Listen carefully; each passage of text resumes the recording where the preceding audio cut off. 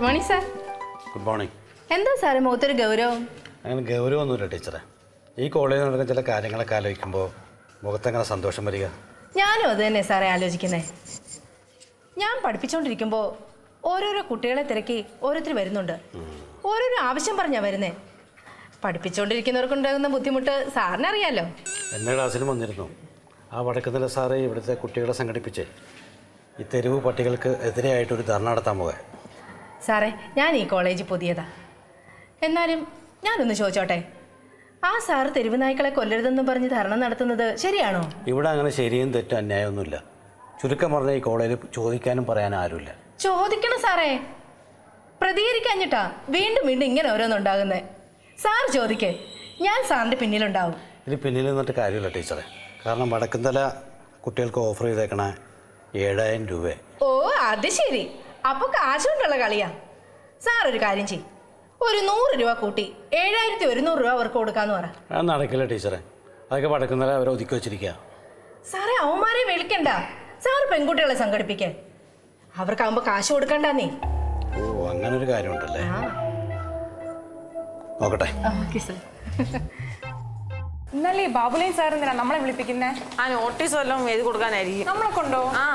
സാറിനൊരു പണിയില്ലേ? എടി വല്ല വായനശാലയുടെ ഉദ്ഘാടനത്തിനെ നമ്മുടെ സമൂഹഗാനം കയറി ഏറ്റുകാണും സാർ. എന്റെ അപ്പം പറഞ്ഞിട്ടുണ്ട് എക്സാം ആയത് ഒന്നിനും പോലും. അയ്യേ, പറഞ്ഞേക്കണ കുട്ടി. ആ വാ വാ ഇരിക്കേ. അതെ, ഞാൻ മുൻകൈയെടുത്ത് ഈ കോളേജിൽ ഒരു പ്രോഗ്രാം ചെയ്യാൻ പോവുകയാണ്.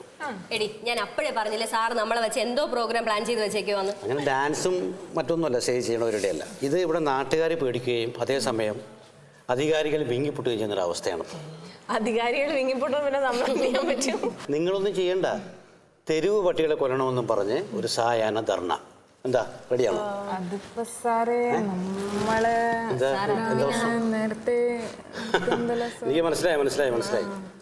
തെരുവ് പട്ടികളെ സംരക്ഷിക്കണം എന്നും പറഞ്ഞ് സായാഹ്ന ധർണയ്ക്ക് വേണ്ടിയിട്ട് സാറ് നിങ്ങൾക്ക് പൈസ തന്നിട്ടുണ്ട്. പൈസയോ? ഞങ്ങൾക്ക് പൈസ ഒന്നുമില്ല സാറ്. എന്താ പറഞ്ഞ ഇങ്ങനെ ധരണയുണ്ടെന്ന് പറഞ്ഞപ്പോ ഞങ്ങൾ പങ്കെടുക്കാന്ന് പറഞ്ഞു. ശരിയല്ല, ഞങ്ങൾ കാശൊന്നും വാങ്ങിയിട്ടില്ല. എനിക്കൊരു കാര്യം മനസ്സിലായിക്കോ. നിങ്ങളുടെ ഓരോരുത്തരുടെയും തല എണ്ണി ആ പൊറിഞ്ചും കൂട്ടരും 7000 രൂപയാണ് വടക്കുന്നില സാറിൻ്റെ അടുത്ത് വാങ്ങിച്ചേക്കണത്. എനിക്കറിയാം. ആ, അപ്പം അതുകൊണ്ട് ഞാൻ പറഞ്ഞു എൻ്റെ കൂടെ നിൽക്കണം. നമുക്ക് ഈ കാര്യം ഭംഗിയായിട്ട് ചെയ്യണം. കാരണം വെച്ചാൽ ഇവിടെ മനുഷ്യത്വത്തിന് വില, പട്ടികൾക്കല്ല. നമ്മുടെ കൊച്ചു കുട്ടികളൊക്കെ പട്ടികൾ കടിക്കുന്നതായിട്ട് പേപ്പറിൽ വായിച്ചിട്ടില്ലേ? അപ്പം അതുകൊണ്ട് നിങ്ങൾ ഒരു ടെൻഷനും വേണ്ട. റെഡിയല്ലേ? പക്ഷെ സാർ പറഞ്ഞാൽ മോശമാണ്. സാററിയണം, നമ്മൾ 4 പേര് അറിഞ്ഞാൽ മതി ഇപ്പോൾ തൽക്കാലം. ആ ചിലവൊക്കെ ഞാൻ ചെയ്തോളാം. ഞാൻ അതിൻ്റെ എല്ലാ എക്സ്പെൻസും ഞാൻ മീറ്റ് ചെയ്തോളാം. പിന്നെ മുദ്രാവാക്യങ്ങൾ ഞാൻ എഴുതി കൊണ്ടുവരാം. നിങ്ങൾ വിളിച്ചാൽ മതി. പിന്നെ ഫ്ലെക്സി അടിച്ചുകൊണ്ട് വരാം. പിന്നെ നമ്മൾ മാത്രം അറിയാം. പിന്നെ ആ ബോയ്സ് കുറച്ച് ഫ്രണ്ട്സ് ഇല്ല, അവരെയും വിളിച്ചോ.